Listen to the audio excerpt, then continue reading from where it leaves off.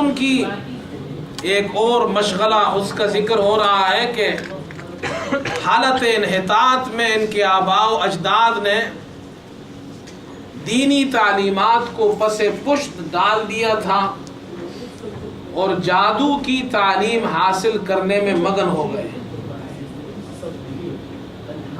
اور اسلام میں یہ بتایا گیا کہ جادو یہ اسلام میں حرام ہے اور کفر ہے۔ سلیمان علیہ السلام کے زمانے میں جادو عام ہو گیا تو انہوں نے وہ ساری جادوگروں کی کتابیں لے کر اپنے قبضے میں کر لی اور اپنے تخت کے نیچے دفن کر دی تاکہ کوئی اسے استعمال نہ کر سکے۔ جب ان کا انتقال ہوا تو شیاطین نے وہ کتابیں نکالی اور لوگوں سے کہا کہ نعوذ باللہ سلیمان علیہ السلام اس جادو کے زور سے تم پر حکومت کرتے تھے، تو وہ ان کو جادوگر سمجھتے تھے۔ اللہ تعالیٰ نے فرمایا وَمَا كَفَرَ سُلَيْمَانَ، سلیمان علیہ السلام نے جادو نہیں کیا اس لیے کہ جادو کفر ہے، اور سلیمان علیہ السلام نے کفر نہیں کیا وَلَكِنَّ الشَّيَاطِينَ كَفَرُوا، یہ شیاطین کفر کرتے تھے، لوگوں کو جادو سکھاتے تھے۔ پھر اللہ تعالیٰ نے دو فرشتے بھیجے، ہاروت اور ماروت۔ وہ اس لیے بھیجے تاکہ لوگوں کو معلوم ہو جائے کہ پیغمبر کی تعلیمات یہ ہے، اسے حاصل کرو، اور یہ جادو ہے، اس سے بچو، اور اگر تم لینا چاہتے ہو اسے تو پھر اس میں تمہارا نقصان ہے، اس میں تمہارا کوئی فائدہ نہیں ہے۔ تو اس تمیز کے لیے، اس فرق کے لیے اللہ تعالیٰ نے ہاروت اور ماروت دو فرشتوں کو بھیجا۔ تو اللہ نے ان کا ذکر کیا، ان کے آباء و اجداد جادو میں لگے ہوئے تھے۔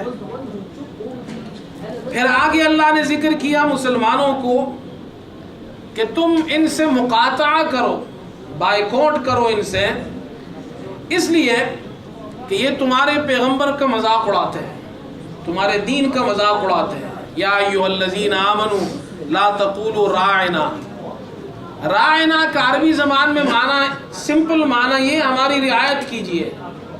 آپ صلی اللہ علیہ وسلم جب گفتگو فرماتے تو لوگ کہتے راعنا، دوبارہ کہیے، یہ عربی میں استعمال ہوتا ہے، اور وہ اس راعنا کو ذرا کھینچ کر کہتے تھے راعینا، نعوذ باللہ اس کا معنی ہوتا تھا اے ہمارے چرواہے۔ اور مسلمان بھی یہ کہتے تھے تو وہ خوش ہوتے تھے، وہ یہود، کہ دیکھو ہم نے ان کو کس راستے پہ لگا دیا ہے۔ تو اللہ تعالیٰ نے فوراً تنبیہ فرمائی، اے ایمان والو لا تقولوا راعنا، راعنا مت کہو، اس کی جگہ آپ دوسرا لفظ کہو انظرنا، ہماری طرف دیکھیے، اس لیے کہ یہ غلط معنی میں استعمال کرتے ہیں۔ آپ نے غور کیا، یہ الف لام میم پہلا سپارہ ہے، اور مسلمانوں کو سب سے پہلا ایمان والوں کو جو حکم دیا جا رہا ہے وہ پیغمبر کے ادب کا ہے۔ پہلا حکم مسلمانوں کو کیا ملا؟ پیغمبر کا ادب کرو، ادب ہی سے سب کچھ ملتا ہے۔ ادب نہ ہو، بے ادبی ہو تو جو کچھ ہے وہ بھی ختم ہو جاتا ہے۔ اس کے بعد نسخ کا ذکر کیا کہ اللہ تعالیٰ اگر کسی حکم کو منسوخ کر دے تو ناتی بخیر منہا او مثلہا، اس جیسا حکم یا اس سے بہتر اللہ حکم لے آتا ہے۔ تو ان لوگوں نے یہ اعتراض کیا کہ یہ قبلہ یہ چینج کیوں ہوا؟ اس لیے کہ مدینے میں حضور صلی اللہ علیہ وسلم پہنچے تو 16 مہینے آپ نے بیت المقدس کے طرف رخ کر کے نماز پڑھی، پھر اللہ نے قبلے کو تبدیل کر دیا بیت اللہ کی طرف۔ تو انہوں نے کہا یہ چینج کیوں ہوا؟ اگر یہ صحیح مذہب ہوتا تو اس میں نسخ نہ ہوتا۔ تو اللہ تعالیٰ نے اس کا جواب دیا کہ یہ نسخ شریعت میں ہوتا ہے، اور یہ اس لیے ہے، اس کی مثال ایسی ہے جیسے حکیم صاحب بیمار کو دیکھتے ہیں وہ ایک نسخہ دے دیتے ہیں، اس کو معلوم ہوتا ہے ہفتے بعد جب یہ آئے گا تو مجھے یہ نسخہ چینج کرنا پڑے گا، اس ہفتے کی ضرورت یہ ہے، اگلے ہفتے کی ضرورت یہ ہے، مہینے بعد کے نسخے کی یہ ضرورت ہے۔ اللہ تعالیٰ کو معلوم ہے کس وقت کس چیز کی ضرورت ہے، اللہ تعالیٰ اس اعتبار سے حکم دیتا ہے۔ یہ ہمارا ایمان ہے، اور نعوذ باللہ ہمارا یہ ایمان نہیں ہے کہ اللہ کو پہلے ایک چیز معلوم نہیں تھی بعد میں معلوم ہو گئی، ایسی بات نہیں ہے، اللہ کو تو ہر چیز معلوم ہے۔ تو اللہ تعالیٰ نے فرمایا ان کو سمجھا دو کہ یہ جس قبلے کا نسخ ہوا اور بیت اللہ کو قبلہ بنایا گیا، اس سے تمہیں کیوں اعتراض ہے؟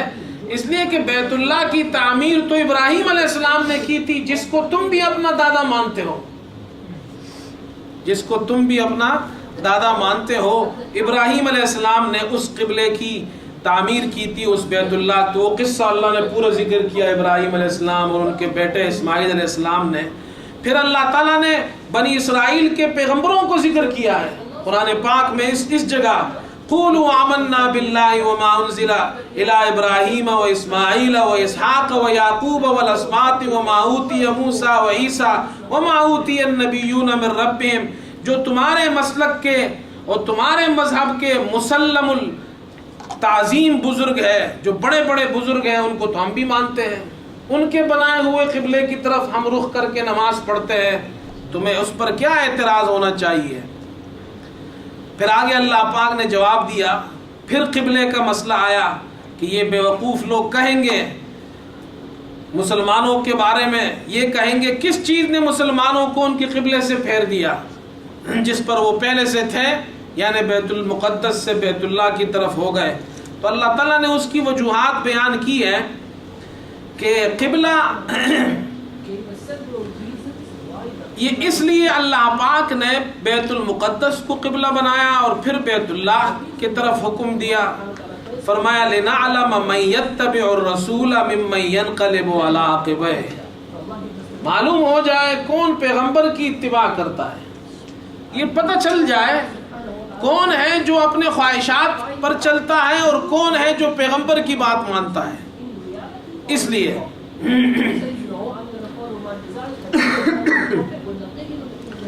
تو قبلے کی تبدیلی کی ایک وجہ یہ بھی بیان کی گئی، اور ایک وجہ یہ بھی بیان کی گئی، ان یہودیوں کو بھی معلوم تھا کہ جب اللہ کا آخری پیغمبر آئے گا تو قبلہ تبدیل ہوگا، بیت المقدس سے بیت اللہ کی طرف قبلہ، ان کی کتابوں میں یہ لکھا ہوا تھا، ان کو یہ معلوم تھا۔ تو اگر چینج نہ ہوتا تو پھر اعتراض کا حق تھا ان کو کہ جی آخری پیغمبر تو ہماری کتابوں میں وہ لکھا ہوا ہے جس کے آنے کے بعد بیت المقدس سے بیت اللہ قبلہ تبدیل ہوگا، تو ہوا تو ہے نہیں۔ تو یہ یہودی اس زمانے کے بڑے عجیب تھے، اگر پیغمبر سچا کام کرے تو اس کو بھی نہیں مانتے تھے، اور غلط کام تو پیغمبر کرتا ہی نہیں تھا۔ تو عجیب تھے، کسی حال میں نہیں چھوڑتے تھے صحیح کام۔ اور یہی ہمارے یہاں بھی بہت سے لوگوں کی عادت ہے، صحیح کام کرو تو بھی نہیں چھوڑتے ہیں، کسی بھی حال میں نہیں چھوڑتے۔ میں یہاں ساتھیوں کو اس دن ایک قصہ سنایا، دو آدمی، ایک باپ اور ایک بیٹا سفر پہ نکلے، گدھا ایک تھا، سواری ایک تھی، تو باپ بیٹے سواری پہ بیٹھ گئے۔ جب ایک گاؤں کے پاس سے گزرے تو گاؤں والوں نے کہا یہ دونوں بڑے ظالم ہیں، سواری ایک ہے، دو آدمی بیٹھے ہوئے اس پہ، اتنا ظلم کرتے ہیں سواری پہ۔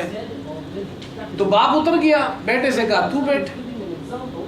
بیٹا آگے دوسرے گاؤں پہنچے تو گاؤں والوں نے کہا یہ بڑا بے ادب بیٹا ہے، باپ پیدل چل رہا ہے، بیٹا سوار ہے۔ تو باپ سوار ہو گیا، بیٹا اتر گیا۔ اگلے گاؤں میں پہنچے تو گاؤں والوں نے کہا باپ بڑا ظالم ہے، خود بیٹھا ہوا ہے اور ایسے پیارے بچے کو دیکھو دھوپ میں اس کو تکلیف دے رہا ہے۔ تو باپ بھی اتر گیا۔ انہوں نے کہا ہم کیا کریں، کسی بھی حال میں چھوڑتے نہیں ہیں۔ انہوں نے کہا پتر ایسا کام کر، اگلے دو ٹانگیں تو اوپر کندھے پہ اٹھا تو پچھلے میں اٹھاتا ہوں۔ تو گدھے پر ہم بیٹھ نہیں سکتے، گدھے کو اٹھائیں گے تو اسی میں خیر ہے۔ تو دنیا میں لوگ کسی حال میں انسان کو نہیں چھوڑتے۔ اب پیغمبر قبلہ تبدیل ہو رہا ہے، یہ تو اس کی نبوت کی علامت ہے، یہ تو سچائی کی علامت ہے، لیکن حسد کی آگ نے انہیں ماننے سے روک دیا ان کو۔ آگے اللہ پاک نے تہذیب اخلاق، دیکھیں یہاں تک ایک سپارہ تقریباً اس میں عقیدے کو سمجھایا گیا، عقیدہ ٹھیک کرو اپنا، ایمان لے آؤ اس پیغمبر پر، اس کتاب پر ایمان لے آؤ، اللہ کو مان لو، یہ عقیدہ سمجھایا گیا۔ عقیدے کے بعد دوسری چیز جو سمجھائی گئی وہ تہذیب اخلاق ہے، اخلاق اپنے درست کرو۔ اور اخلاق کی درستگی میں دو چیزیں عام طور پر بتائی گئی ہیں، مسلمانوں کو. ایک یہ کہ تم اللہ کا ذکر کرو کثرت سے، اور دوسرا یہ کہ اللہ کا شکر کرو.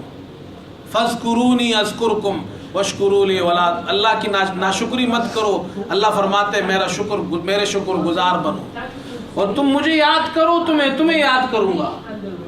ایک بزرگ فرمانے لگے مجھے معلوم ہے میرا رب مجھے کب یاد کرتا ہے. تو کسی نے کہا حضرت آپ کو کیسے معلوم کہ اللہ آپ کو کب یاد کرتا ہے؟ کہتے مجھے معلوم ہے، ڈیفینیٹلی معلوم ہے. I know where my Lord he remembers me. How do you know? He doesn't talk to you. How do you know he remembers you? اس نے کہا because Allah says فَاذْكُرُونِي أَذْكُرْكُمْ. You remember me, I will remember you. And I know what time I remember Allah. The time I remember Allah, He remembers me. Subhanallah. If I remember Him in the morning, He remembers me in the morning. If I remember Him in the evening, He remembers me in the... کتنا آسان ہے. دنیا میں بادشاہ سے ملنا ہو تو آپ نہیں مل سکتے ہیں. اللہ فرماتے ہیں مجھ سے ملنا ہو تو بہت آسان ہے، مجھے یاد کرو. اور وہ بنی اسرائیل والے شخص نے کیا کہا تھا؟ یا صنم یا صنم یا صنم. ساری زندگی اپنے بت کو پکارتا تھا، بت کو. ایک دن غلطی سے زبان سے نکلا یا صمد. اور صمد کس کا نام ہے؟ اللہ. یا صمد. اللہ نے عرش سے جواب دیا لبیک یا عبدی. اے میرے بندے بول کیا مانگتا ہے، میں حاضر ہوں. فرشتوں نے کہا اللہ وہ تو آپ کو نہیں پکارتا، وہ تو اپنے بت کو پکارتا ہے. غلطی سے آپ کا نام زبان سے نکلا. اللہ نے فرمایا جو غلطی سے بھی پکارے گا میں اسے بھی جواب دوں گا. میرا اللہ وہ ہے جو ہر انسان کی سنتا ہے.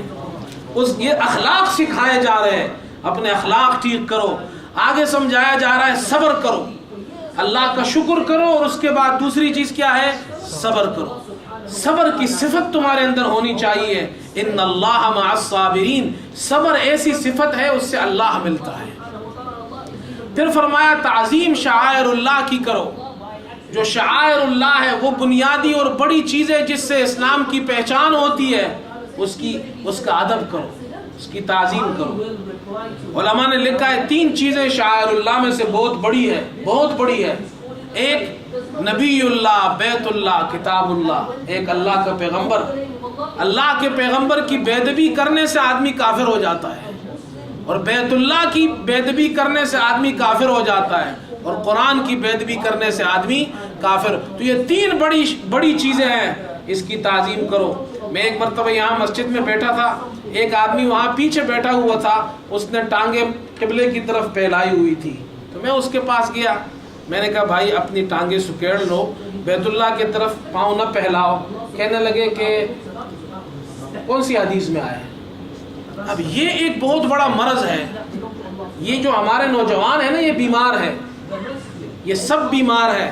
ڈاکٹر سے آپ کبھی پوچھتے ہیں کون سی کتاب میں آیا ہے؟ بولو. حالانکہ وہ انسانوں کی بنائی ہوئی کتابیں ہیں، وہ غلط بھی ہو سکتی ہے. ہر سال اس کے اندر چینجز آتی ہے، ہر سال اس میں چینجز آتی ہے، لیکن ان سے ہم نہیں پوچھتے ہیں. انسانوں کا بنایا ہوا قانون ہے، اس سے کبھی پوچھا ہے آپ نے کہ جی یہ پارکنگ کی جو نشان آپ نے لگایا ہے کون سی کتاب میں آیا ہے، کون سے قانون میں آیا ہے، یہ کیوں لگایا ہے؟ مجھے سمجھاؤ، اس کی وجہ سمجھاؤ، پھر میں عمل کروں گا. لیکن جب دین کی بات ہو تو کہتے ہیں کون سی حدیث میں آیا ہے. اللہ اکبر. یہ بہت بڑی بیماری ہے میرے دوستو، یہ تباہی ہے، تباہی. آپ یا تو خود دین سیکھو، یا تو جاؤ 16 سال ڈگری حاصل کرو قرآن حدیث، پھر آپ کو حق ہے، پھر آپ حدیث پہ عمل کریں. لیکن اگر آپ نے علم نہیں سیکھا ہے تو پھر جن کے پاس ہے ان کی مانو. تو طبیعت تو ہماری بھی خراب ہوتی ہے، لیکن ہم صبر کرتے ہیں بعض مرتبہ، پھر کوشش کرتے ہیں اگر اس کو نہیں بتایا تو اور گمراہ ہو جائے گا. میں نے کہا حدیث چھوڑو، قرآن میں آیا ہے. قرآن تو حدیث سے بھی بڑی چیز ہے. کہتا ہے I never seen in the قرآن. میں نے دل میں کہا تجھے قرآن کے بارے میں آتا کیا ہے؟ You never seen in the قرآن. ہر چیز تو قرآن میں ایسا نہیں لکھا ہوا تمہارا نام لکھا ہوگا فلاں آدمی اسٹینلی روڈ میں مسجد میں بیٹھے ہو تو قبلے کی طرف پاؤں نہ پھیلاؤ. قرآن میں تو ایسا نہیں لکھا ہوا ہے. یا ایسا لکھا ہوا ہے؟ میں نے کہا قرآن میں ہے وَمَن يُعَظِّمْ شَعَائِرَ اللَّهِ فَإِنَّهَا مِن تَقْوَى الْقُلُوبِ. جو شعائر اللہ کا ادب کرتا ہے اس کے دل میں تقوی ہے. اور مجھے بتاؤ یہ قبلہ جس طرف ہم رخ کر کے نماز پڑھتے ہیں یہ شعائر اللہ میں سے نہیں ہے؟ تو اس نے جلدی جلدی ٹانگیں سکیڑ لی. یہ بہت بڑی بیماری ہے میرے دوستو. یا تو 16 سال فارغ کرو اور جاؤ قرآن حدیث سیکھو, پھر آپ کسی عالم سے مسئلہ نہ پوچھو. لیکن اگر آپ نے مسئلہ سیکھا نہیں ہے تو پھر آپ کو حق نہیں ہے کہ آپ یہ پوچھے کون سی کتاب میں لکھا ہے. یہ حق نہیں ہے. ورنہ پھر پوچھو, ہر آدمی سے پوچھو, ڈاکٹر سے بھی پوچھو, انجینئر سے بھی پوچھو, پھر دنیا کے جو اور جناب فیلڈ کے لوگ ہیں ان سے تو آپ پوچھتے نہیں ہیں.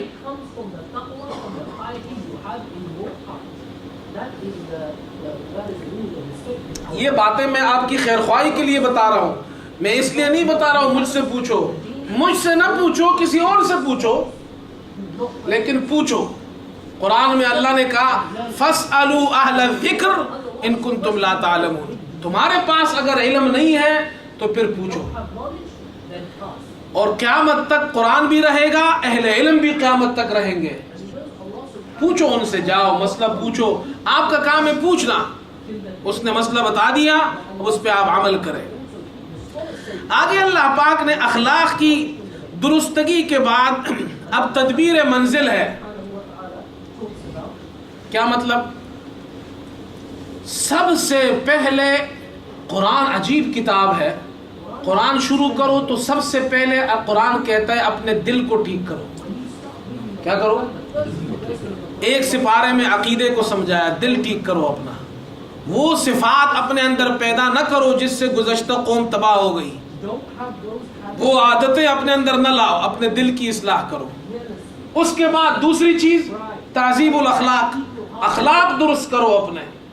تمہاری عادتیں ٹھیک ہونی چاہیے. 2 چیزیں. تیسری چیز اب تدبیر منزل ہے.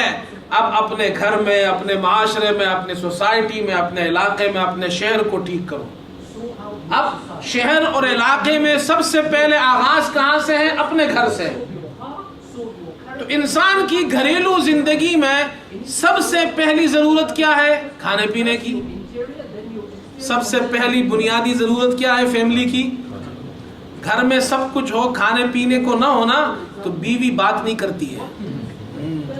وہ کہتی ہے باتیں بعد میں کرو, پہلے کچھ خرچہ پانی لے آؤ تو پھر باتیں کرو. باتوں سے کیا ہوتا ہے؟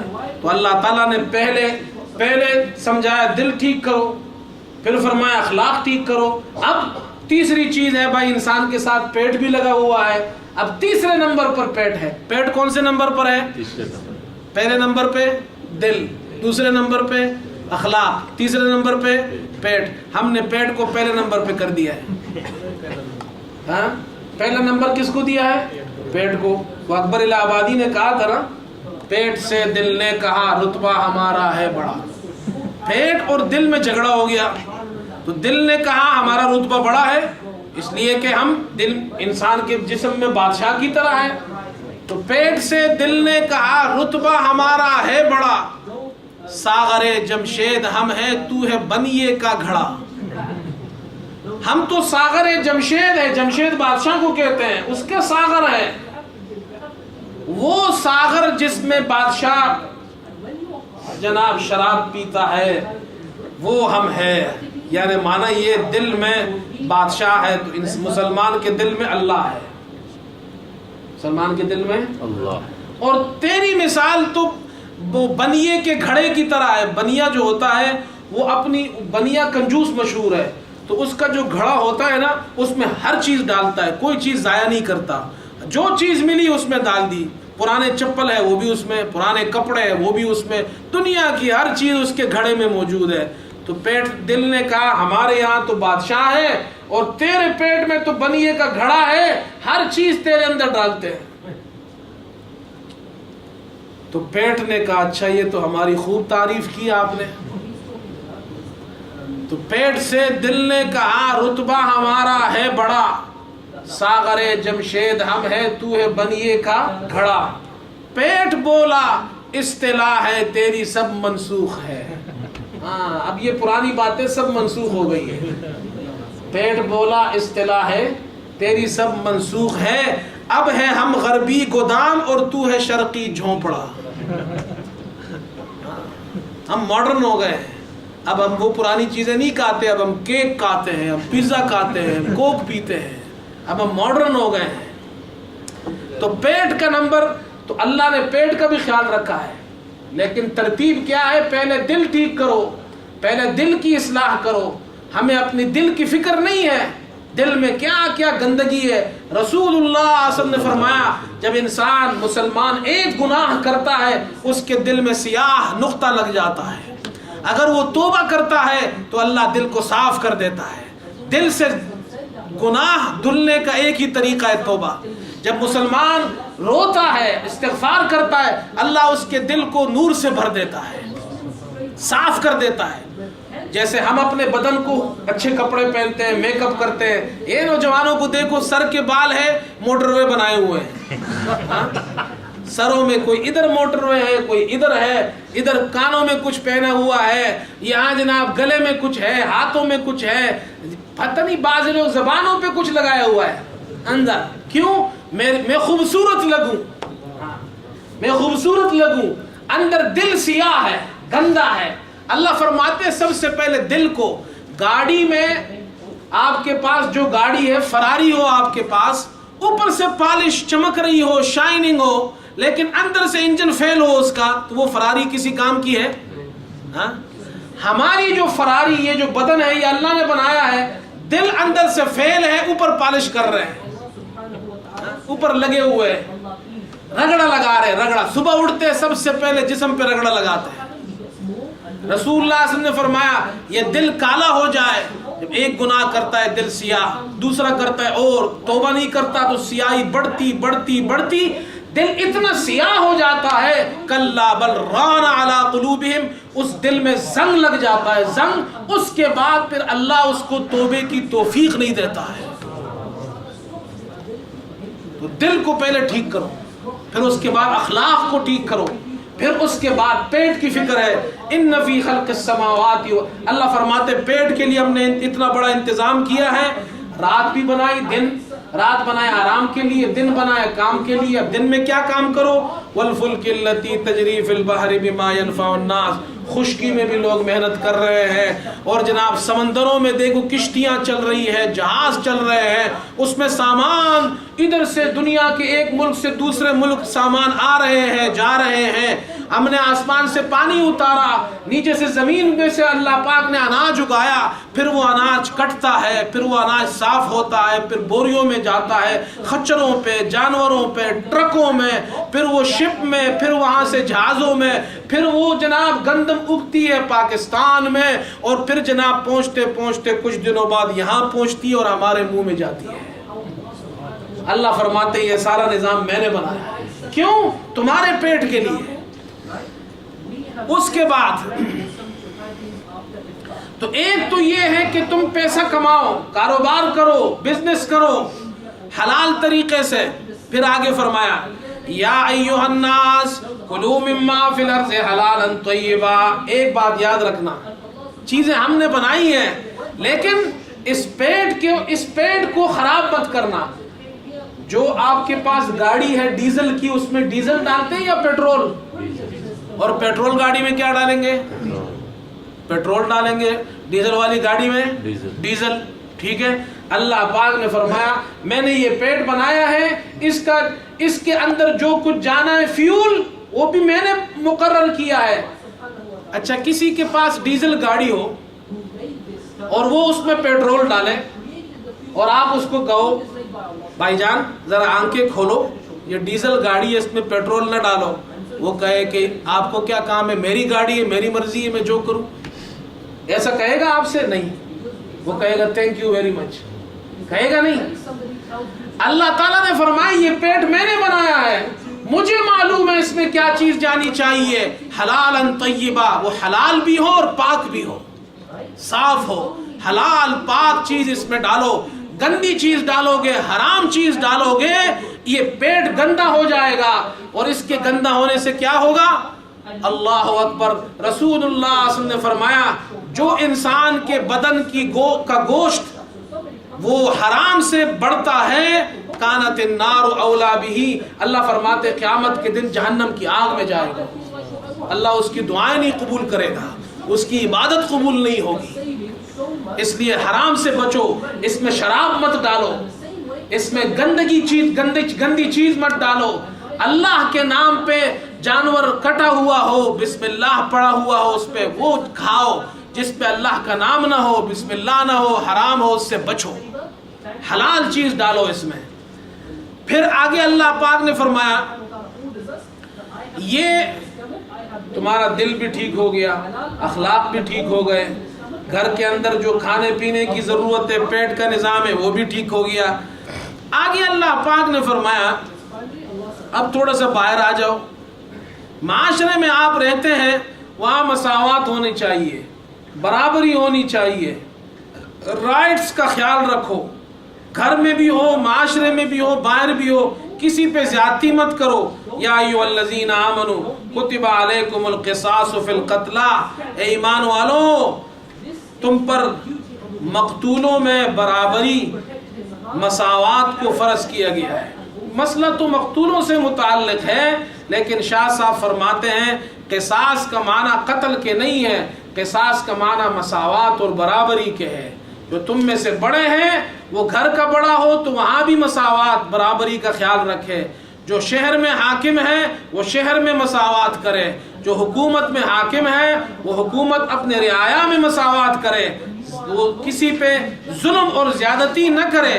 اس کا تعلق ایک مسئلے سے نہیں ہے، اس کا تعلق ہمارے گھر سے، ہمارے معاشرے سے، ہماری سوسائٹی سے، ہمارے پورے ملک سے ہے کہ سب کے اندر مساوات، یعنی کسی پر زیادتی نہ ہو، ظلم نہ کرو کسی پر جناب کسی کا حق نہ مارو، دوسروں کے حقوق کا خیال رکھو.